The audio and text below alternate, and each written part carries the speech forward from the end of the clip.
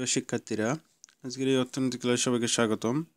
আজকের এই ক্লাসে আমরা অর্থনীতি প্রথম পত্রের দ্বিতীয় অধ্যায় ভোক্তা ও উৎপাদকের আচরণ নিয়ে আলোচনা করব। গত ক্লাসে আমরা আলোচনা করেছিলাম চাহিদার ধারণা, চাহিদা বিধি, একটি চাহিদা সমীকরণ থেকে চাহিদা রেখা অঙ্কন ও চাহিদা বিধির ব্যতিক্রম। চাহিদা ক্ষেত্রে আমরা দেখেছিলাম সাধারণত কোনো কিছু পাওয়ার আকাঙ্ক্ষাকে চাহিদা বলে, কিন্তু অর্থনীতি চাহিদা করতে হলে তিনটি বৈশিষ্ট্য থাকতে হয়: কোনো দ্রব্য পাওয়ার আকাঙ্ক্ষা, দ্রব্যটির জন্য ক্রয়ের জন্য সামর্থ্য বা প্রয়োজনীয় অর্থ এবং অর্থ ব্যয়ের ইচ্ছা। অর্থাৎ এই তিনটি বৈশিষ্ট্য থাকলে তাকে অর্থনীতির চাহিদা বলা হয়। চাহিদা বিধির ক্ষেত্রে আমরা দেখেছিলাম যে দাম ও চাহিদার মধ্যে বিপরীত সম্পর্ক, অর্থাৎ কোনো দ্রব্যের দাম বাড়লে চাহিদা হ্রাস পায় এবং দাম কমলে চাহিদা বৃদ্ধি পায়। দাম ও চাহিদার মধ্যে বিপরীতমুখী সম্পর্ককে চাহিদা বৃদ্ধি বলে।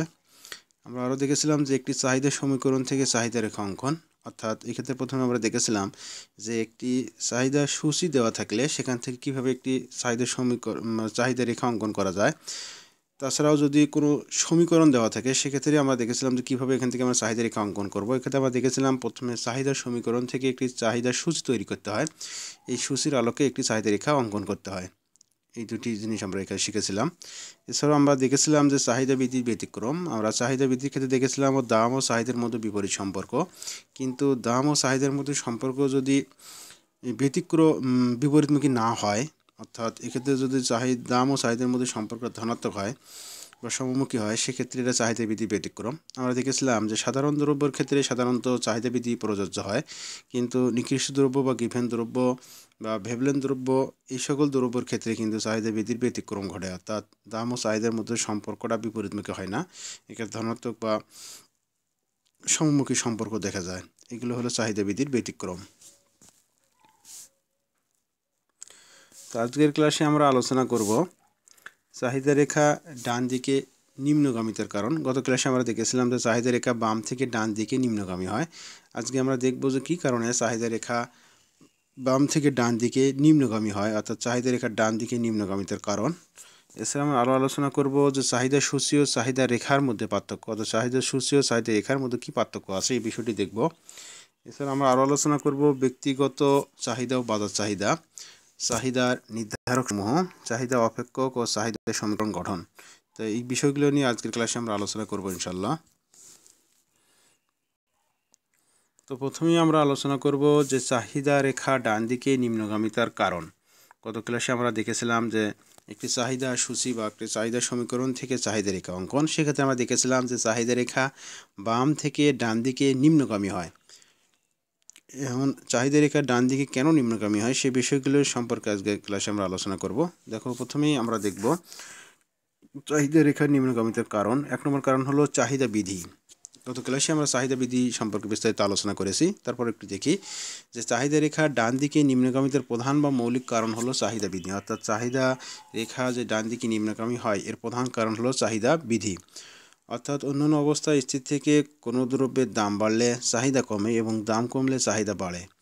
দাম ও চাহিদার পরিমাণের মধ্যে এরূপ বিপরীত সম্পর্কের কারণে চাহিদা রেখা বাম থেকে ডান দিকে নিম্নগামী হয়। তাহলে চাহিদা রেখা বাম থেকে ডান দিকে নিম্নগামী হওয়ার প্রধান কারণ হলো চাহিদা বিধি, কারণ এই চাহিদা বিধির ক্ষেত্রে দেখা যায় দাম বাড়লে চাহিদা কমে এবং দাম কমলে চাহিদা বাড়ে, অর্থাৎ দাম ও চাহিদার মধ্যে বিপরীত সম্পর্ক হওয়ার কারণে চাহিদা রেখা বাম থেকে ডান দিকে নিম্নগামী হয়। 2 নম্বর হলো ক্রম হ্রাসমান প্রান্তিক উপযোগ বিধি। এই ক্রম হ্রাসমান প্রান্তিক উপযোগ বিধির কারণে কিন্তু চাহিদা রেখা বাম থেকে ডান দিকে নিম্নগামী হয়।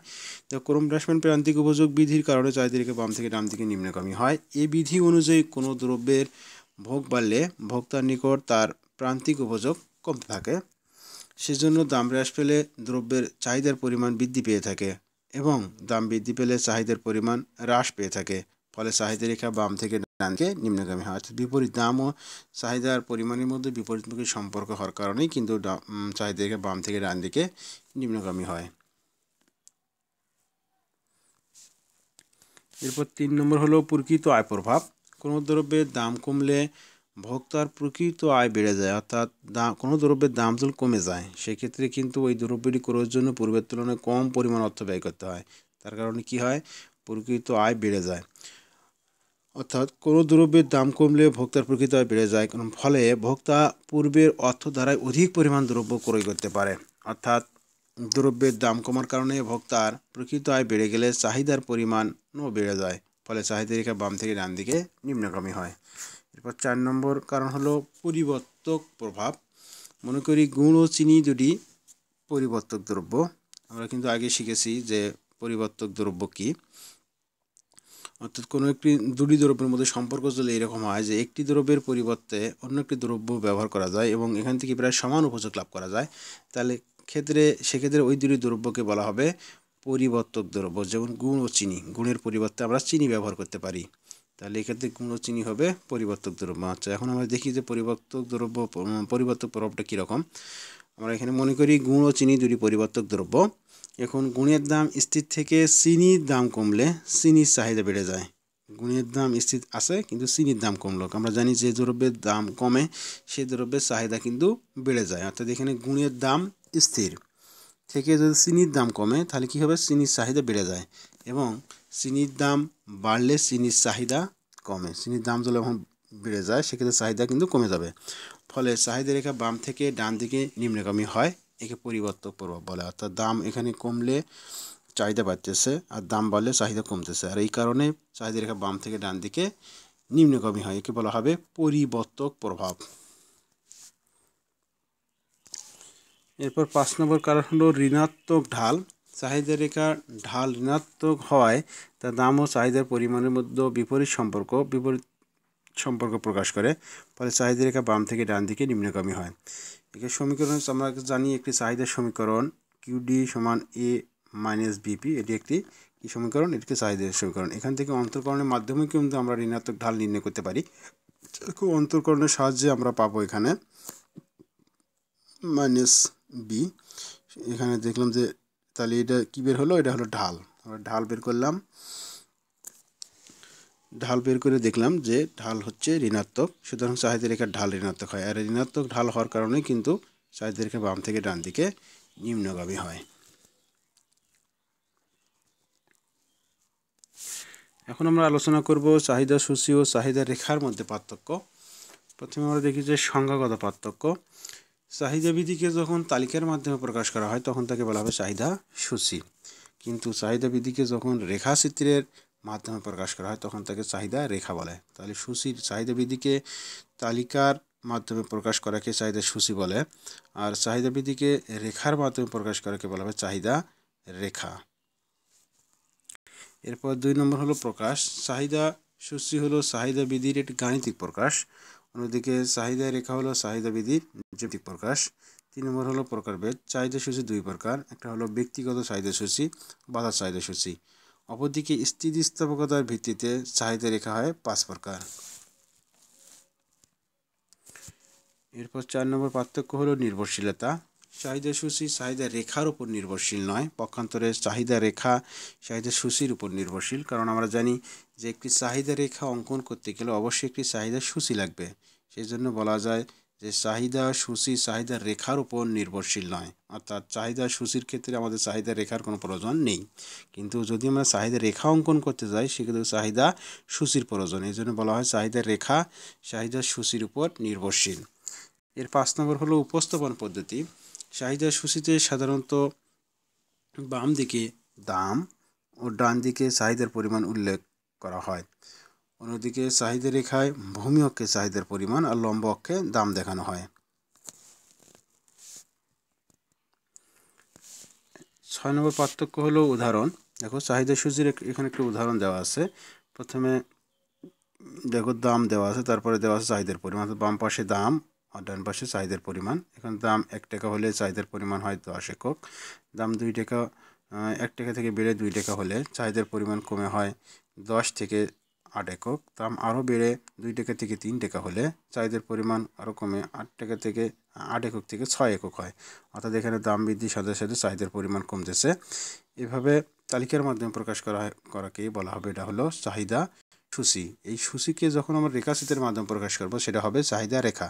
দেখো এই সূচিকে আমরা এখন রেখার মাধ্যমে প্রকাশ করেছি, এটি হলো একটি চাহিদা রেখা। দাম যখন 1 টাকা তখন চাহিদার পরিমাণ 10 একক যা এই বিন্দু দ্বারা দেখানো হয়েছে। দাম বেড়ে যখন 2 টাকা তখন চাহিদার পরিমাণ কমে হয় 8 একক যা বি বিন্দু দ্বারা দেখানো হয়েছে। দাম আরও বৃদ্ধি পেয়ে যখন 3 টাকা হয় তখন চাহিদার পরিমাণ কমে হয় 6 একক যা সি বিন্দু দ্বারা দেখানো হয়েছে।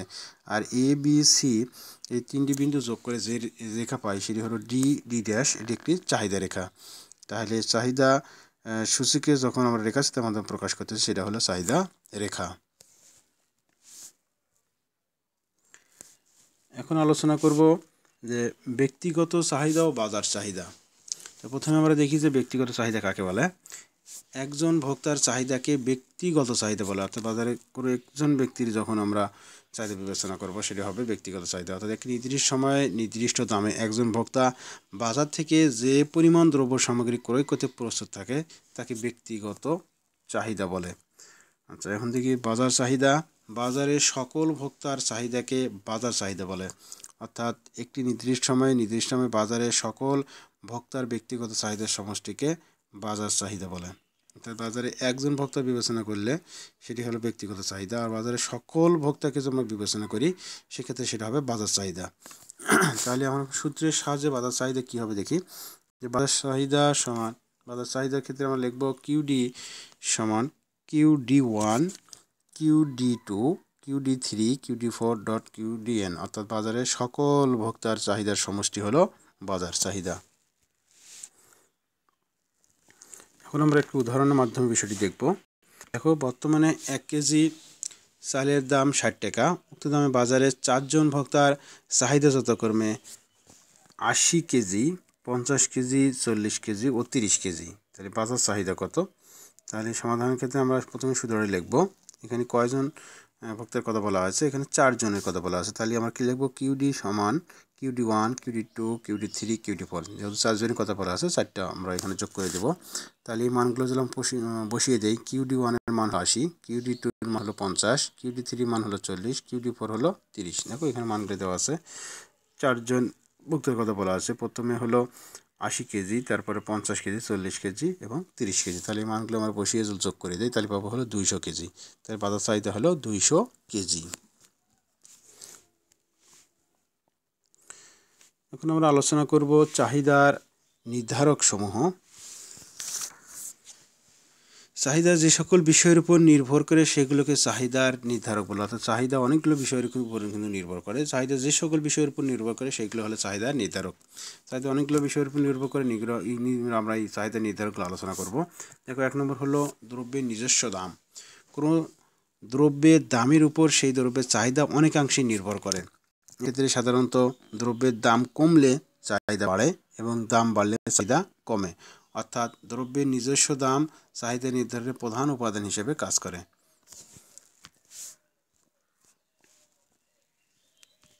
এরপর 2 নম্বর হলো ভোক্তার আয়। ভোক্তার আয় চাহিদার একটি অন্যতম নির্ধারক।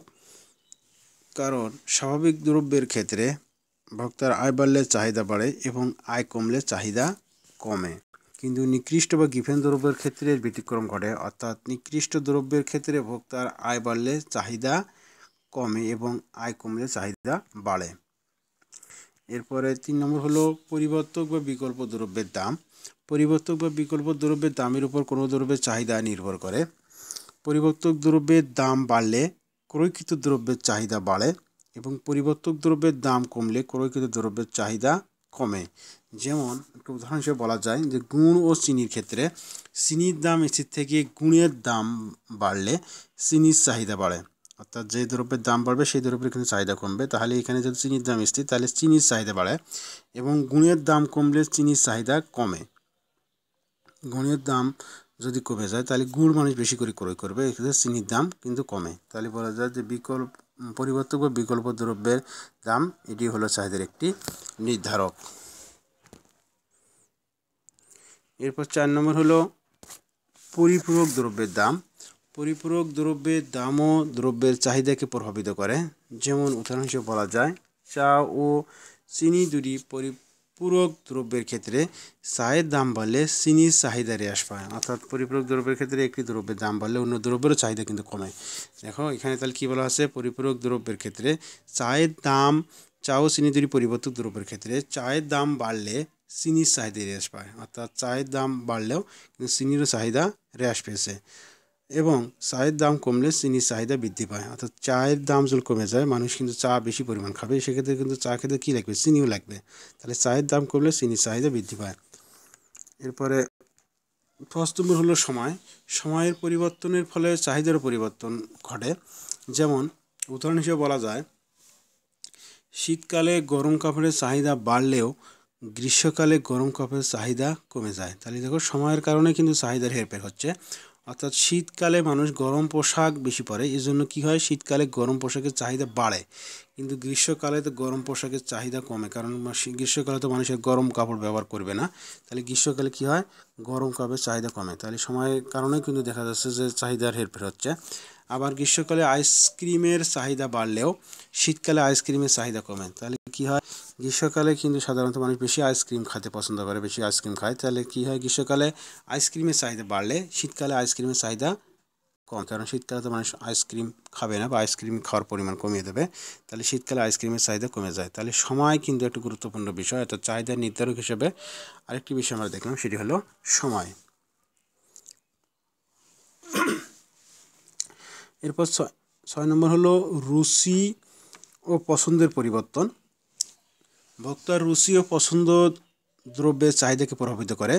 যেমন উদাহরণ হিসেবে বলা যায়, ভোক্তার রুচি ও পছন্দের অনুকূল পরিবর্তন হলে চাহিদা বাড়ে এবং প্রতিকূল পরিবর্তন হলে চাহিদা কমে। অর্থাৎ কোনো একটি দ্রব্যের প্রতি মানুষের রুচি বা পছন্দ যদি বেড়ে যায়, সেক্ষেত্রে ওই দ্রব্যের চাহিদা কীভাবে বেড়ে যাবে। আর কোনো একটি দ্রব্যের প্রতি মানুষের রুচি পছন্দ যদি পরিমাণ কমে যায়, সেক্ষেত্রে কিন্তু চাহিদা কমবে।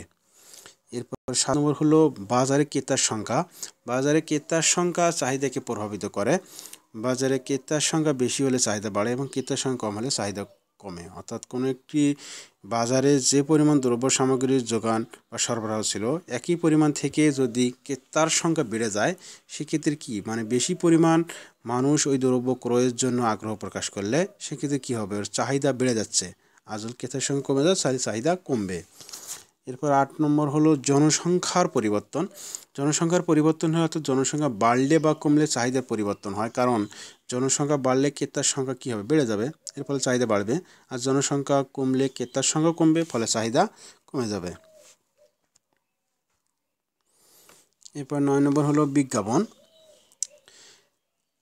বিজ্ঞাপন বা প্রসারের উপরও অনেক সময় চাহিদা নির্ভর করে।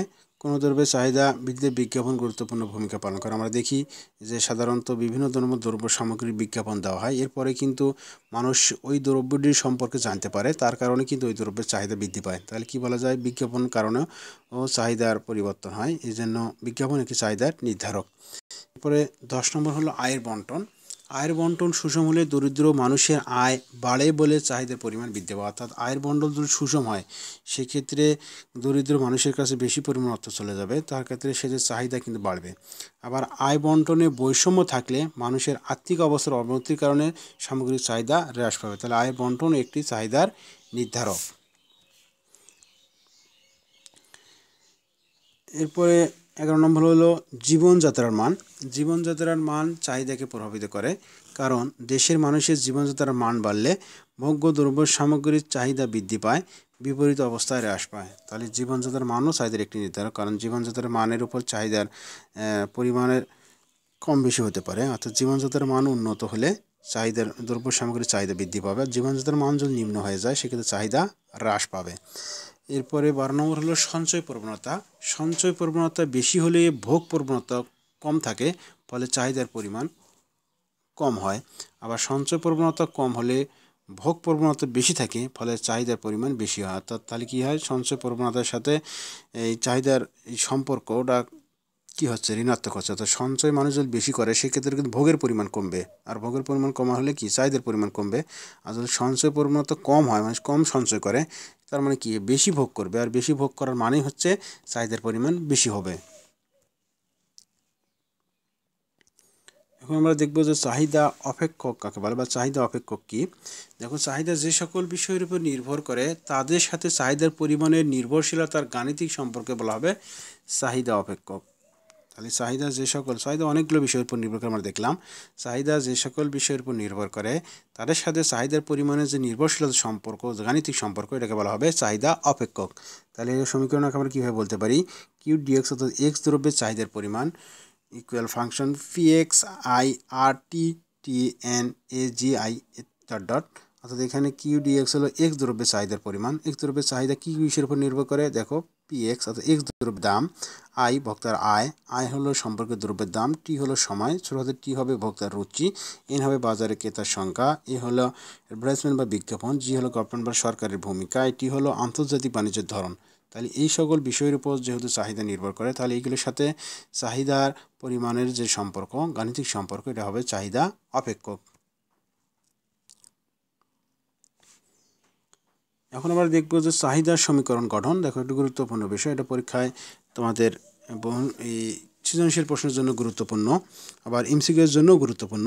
দেখো, উদ্দীপক দিয়ে আমরা একটা প্রশ্নের সমাধান করার মাধ্যমে এই বিষয়টি জানার চেষ্টা করব। দেখো, উদ্দীপক হিসেবে দেওয়া আছে কি, দ্রব্যের দাম 6 টাকা এবং 5 টাকা এবং চাহিদার পরিমাণ হয় কত? দাম যখন 6 টাকা, চাহিদার পরিমাণ হলো 8 একক, দাম কমে যখন 5 টাকা হয়, চাহিদার পরিমাণ বৃদ্ধি পেয়ে হয় 10 একক। এটা উদ্দীপক হিসেবে দেওয়া আছে। তাহলে এখান থেকে আমাদের সমাধান করতে হবে কি? দেখো, উদ্দীপকের আলোকে চাহিদা সমীকরণ নির্ণয় করো। এটা ঢাকা বোর্ড 2014 সালে এরকম প্রশ্ন এসেছিল। তাহলে আমরা দেখবো যে কীভাবে এটা সমাধান করা যায়। এখানে তোমাদের একটি অবশ্যই সূত্র মনে রাখতে হবে, এটা মনে থাকলেই তোমরা এটা সমাধান করতে পারো। চাহিদার সমীকরণ গঠনের একটি সূত্র আছে, সূত্রটি ব্যবহার করার মাধ্যমে আমরা সমাধান করতে পারবো। তাহলে কি, প্রথমে দেখবো আমরা সমাধান গ। তাহলে চাহিদার সমীকরণের সূত্র হলো কিউডি মাইনাস কিউ ওয়ান ভাগ Q one minus Q two equal P minus P one ভাগ P one minus P two. তাহলে এই সূত্রটি যদি তোমরা মনে রাখতে পারো, এই সূত্রের মাধ্যমে কিন্তু এটা সমাধান করা যাবে। তাহলে প্রথমে আমরা সূত্র লিখবো, তারপর আমরা দেখবো যে উদ্দীপকে কী কী দেওয়া আছে। পি ওয়ান সমান কী দেওয়া আছে? 6, আর পি টু সমান 5। পি ওয়ান পি টু, আর কিউ ওয়ান সমান 8, আর কিউ টু সমান 10 এটা দেওয়া আছে, আমরা লিখে নিলাম। তাহলে এই মানগুলো যদি আমরা এই সমীকরণে বসিয়ে দিই, চাহিদা সমীকরণে বসিয়ে দিই, তাহলে এখান থেকে এটা যদি আমরা সমাধান করি, তাহলে কী পাবো? QD equal 20 minus 2p। তাহলে এটা কি? দেখো, এটা একটি চাহিদা সমীকরণ, অর্থাৎ ইহা হলো নির্ণয় চাহিদা সমীকরণ। তো চাহিদা সমীকরণের বৈশিষ্ট্য প্রথমে কি হবে? আমরা জানি যে প্রথমে একটি ধ্রুবক থাকবে, তারপরে এটা ঋণাত্মক চিহ্ন বিশিষ্ট হবে, ঢালটা ঋণাত্মক। দেখো, ঋণাত্মক চিহ্ন এসেছে -2p, অর্থাৎ এখানে ঢাল হলো -2। তাহলে এইভাবে যদি সমীকরণটা তোমরা বের করতে পারো, তাহলে বুঝতে পারবে যে তোমার এটা সমাধান সঠিক হয়েছে। তাহলে এভাবেই তোমরা সমাধান করার চেষ্টা করবে এটা। প্রিয় শিক্ষার্থীরা, তাহলে আজকের ক্লাসে আমরা শিখলাম যে চাহিদা রেখা ডান দিকে নিম্নগামিতার কারণ। আমরা অনেকগুলো 5টি কারণ দেখলাম যে চাহিদা রেখা কেন নিম্নগামী হয়। তার প্রধান কারণ দেখলাম যে চাহিদা বিধি। চাহিদা বিধির কারণেই কিন্তু চাহিদা রেখা বাম থেকে ডান দিকে নিম্নগামী হয়। চাহিদা বিধি থেকে কী দেখলাম? দাম ও চাহিদার পরিমাণে বিপরীত সম্পর্ক, আর এই বিপরীত সম্পর্কের কারণে চাহিদা রেখাটি বাম থেকে ডান দিকে নিম্নগামী হয়। তোমরা সবসময় মনে রাখবে যে বিপরীত ধর্মের সম্পর্কের ক্ষেত্রে কিন্তু রেখাটি সবসময় নিম্নগামী হবে, আর সমমুখী বা ধনাত্মক সম্পর্কের ক্ষেত্রে রেখাটি কী হবে? যোগান রেখার মতো হবে, অর্থাৎ বাম থেকে ডান দিকে ঊর্ধ্বগামী হবে। তাহলে এটা মনে রাখলে তোমরা অনেকগুলো বিষয় বা অনেক ক্ষেত্রেই কিন্তু এটা তোমরা সুবিধা পাবে। এরপর আমরা আরও দেখলাম যে চাহিদা সূচি ও চাহিদা রেখার মধ্যে পার্থক্য। এরপর দেখলাম ব্যক্তিগত চাহিদা ও বাজার চাহিদা। বাজারে একজন ব্যক্তির চাহিদা হলো ব্যক্তিগত চাহিদা, বাজারের সকল ভোক্তার চাহিদা হলো বাজার চাহিদা। এরপর দেখলাম যে চাহিদা নির্ধারক সমূহ, অর্থাৎ চাহিদা যে সকল বিষয়ের উপর নির্ভর করে সেগুলোকে চাহিদা নির্ধারক বলে। আমরা দেখলাম যে চাহিদার প্রধান নির্ধারক হলো দ্রব্যের নিজস্ব দাম, অর্থাৎ দামের কারণে কিন্তু চাহিদার পরিবর্তন হয়, অর্থাৎ দাম বাড়লে চাহিদা কমে এবং দাম কমলে চাহিদার পরিমাণ বৃদ্ধি পায়। তাহলে চাহিদার প্রধান নির্ধারক কি? ওই দ্রব্যের নিজস্ব দাম। এছাড়াও আরও আমরা দেখলাম সময়, আয়, জীবনযাত্রার মান ইত্যাদি অনেকগুলো আমরা বিষয় দেখলাম। এরপর আমরা দেখলাম যে চাহিদা অপেক্ষক, অর্থাৎ চাহিদা যে সকল বিষয়ের উপর নির্ভর করে তাদের সাথে চাহিদার পরিমাণের নির্ভরশীলতা যে গাণিতিক সম্পর্কটাকে বলা হয় চাহিদা অপেক্ষক। এরপর আমরা দেখলাম যে চাহিদার সমীকরণ গঠন। তোমরা অবশ্যই সূত্রটি ভালো করে মনে রাখবে, তাহলে উদ্দীপক দেওয়া থাকলে ওখান থেকে তোমরা এই সমীকরণটি বা সূত্রটি ব্যবহার করে চাহিদার সমীকরণ গঠন করতে পারবে। আগামী ক্লাসে আমরা আলোচনা করব যে যোগানের ধারণা, যোগান বিধি, একটি যোগান সমীকরণ থেকে যোগান রেখা অঙ্কন, যোগান বিধির ব্যতিক্রম, যোগানের নির্ধারক সমূহ ও যোগ অপেক্ষক, এই বিষয়গুলো নিয়ে আগামী ক্লাসে আমরা আলোচনা করব ইনশাল্লাহ। প্রিয় শিক্ষার্থীরা, তাহলে আজকে এই পর্যন্তই, দেখা হবে ইনশাল্লাহ আগামী ক্লাসে।